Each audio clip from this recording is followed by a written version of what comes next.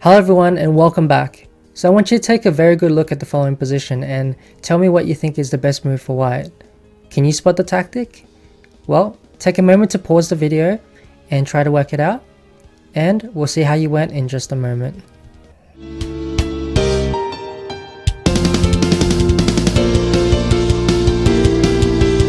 So I want you to take a moment and think back. Have you ever had a game where you thought you had in the bag, but you were playing into your opponent's hands all along? Or maybe you played a very nice tactic, but it turned out that it really backfired later on. Well, this is sort of an example of just that.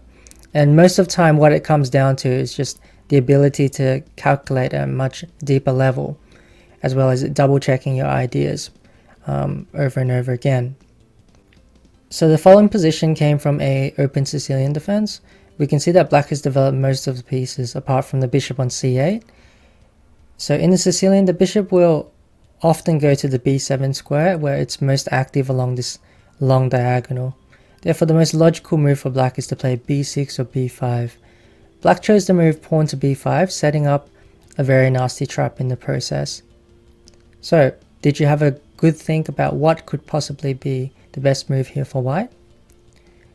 Well, white has a lot of ideas, but if you suggested the move knight takes b5, pawn takes b5, and queen c3, hitting the bishop on c5 and creating a double attack with the pawn on g7, which is checkmate, and it doesn't look like black has any way to defend both threats, then you would have simply just thrown the game away, because here black can still defend with a very strong move, the move knight c to e5.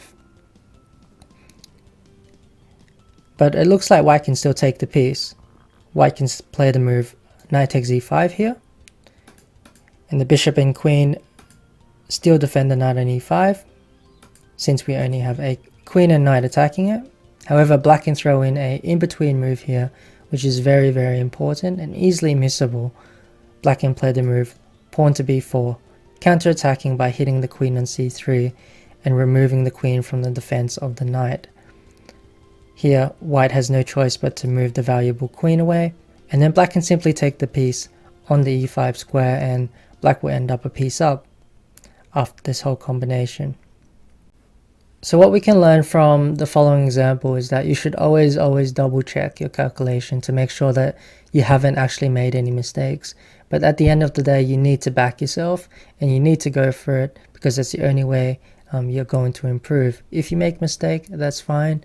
Move on, learn from it, get better. When it comes to setting up traps, make sure you don't play moves which make your position worse.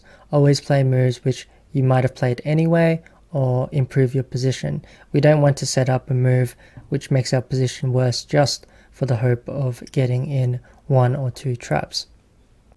So that concludes the end for this video.